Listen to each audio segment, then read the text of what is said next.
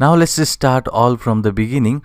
So what we're gonna do in this lecture is we'll just make a payload and we'll just listen on the port on this server or on the Kali Linux, and on the client side you can see we have this MS Edge, which is the virtual box of Windows 10 ready, and we'll just inject that payload from the web server and we'll just run this backdoor and see if it can be detected by this antivirus or not. So first of all, as always, let's go to the Kali Linux, and this is the machine where you have this Veil framework. So it is installed in this opt folder. If you remember from the previous lecture, if I list, there is Veil. So if I just go to the Veil, let me list one more time. In order to run this framework, you will just do something like this, veil.py. Let's hit enter. Then you will have this Veil framework up and running. So next thing what you need to do over here is to make a payload. You have to first use, that is one, because we want this evasion. So I'll just use one. Now let me list all the payload that is available. You could see the 41 payload.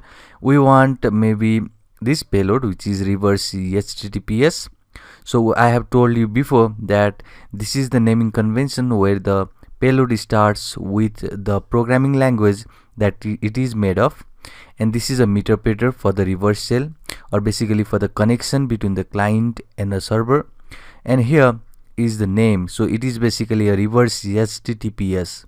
That means our client will try to connect to the server, or not that the Kali Linux is going to connect. So basically what happens is, if any server, or basically in my case it is a Kali Linux, so if Kali Linux try to connect directly to the client, then it is not possible because there is a firewall that is not going to give us any connection. So if there is any malicious content you want to transport directly, it is not possible. So if client connects to the server, that is possible, because in that case firewall does not care about, basically it trusts each and every connection that is done by the client.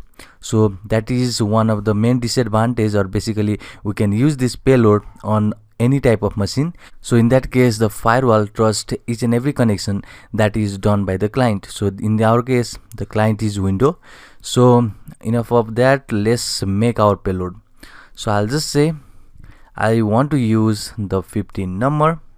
Let's see, you can directly see over here some of the options, and we are familiar with this, all of these options. So the menu over here is L host and the L port. So let's set this L host to the IP address of this Kali machine. So I'll just say L host is, I have to confirm first with this ifconfig. So let's go over here and I'll just say ifconfig, and this will give us the IP address. Let's type here 192.168. so I have host, or basically I have set the L host. Now let's give the port. So I want this 8080, which is used by the web server. So let's enter here, and if you want to see the options, you'll simply type options and you will see that now we have this L host and L port right here. So next thing what I want to do is set some processors for it. So I'll just say processors and I'll just set to 1. And now if you see the options, and this is our last option. So we have been doing this from the beginning of this Veil framework, so this should not be any confusion for you. So next thing what you need to do is we'll simply say generate, which is going to give us the payload.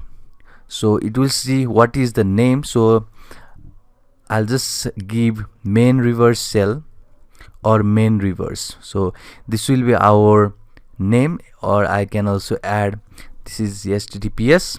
So I'll just say this is the main reverse HTTPS payload, and we are going to inject this to the client. So let's hit enter.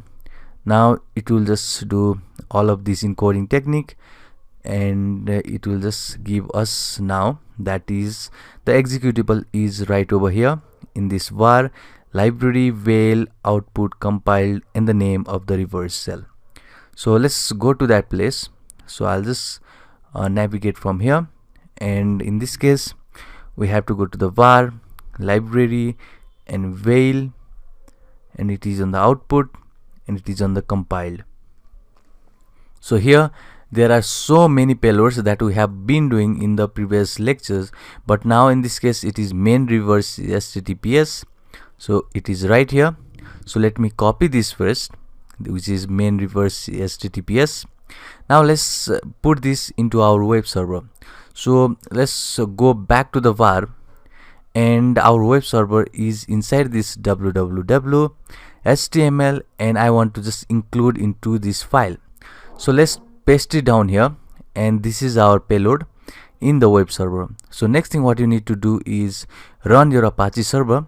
So I have already running Apache server. If you want to run here, then this is the terminal, and basically if you want to run, you have to first type service Apache 2 and start. So this is the way to start your Apache server, and after you just hit enter, Apache server is going to run.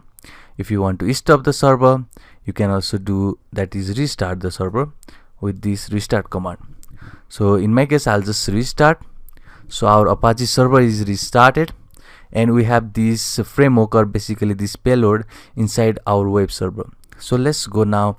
So before going over there and just downloading that payload, let's listen that, or basically let's listen to the port in here.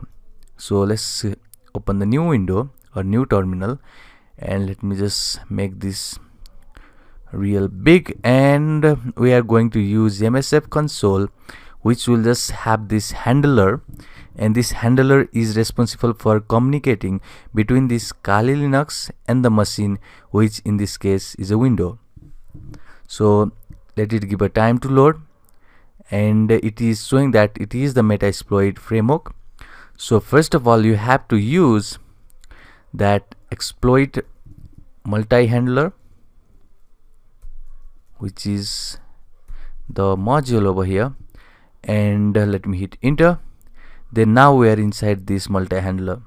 So if you want to see the options, you can see directly with this show options, and you can see here that we don't have any payload options, we don't have local host and local port. So what you need to do first is we have to set the payload. So in our case, the payload is going to be executed on the Windows, and it is based on this Metasploit framework.